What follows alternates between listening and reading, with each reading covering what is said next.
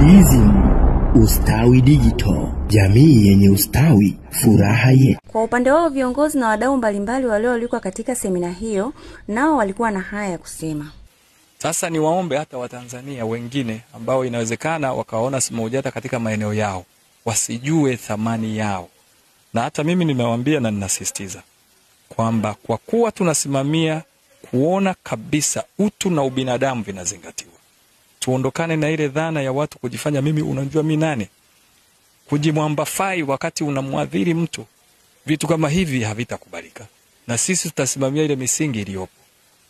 Tunahitaji amani ipatikane kwa kila nguvu tutakayokuwa nayo, kuhakikisha kwamba jamii ikiwa salama, jamii isipokuwa na ukatili, ndio amani hiyo tunayoiona.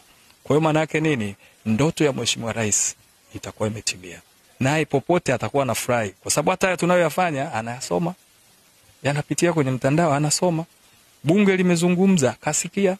Lakini hata wadau wengine ambao huenda walikuwa hawajajua hii SMAUJATA, ni wakati wa kuijua sasa na kuwakaribisha ili waweze kufanya kazi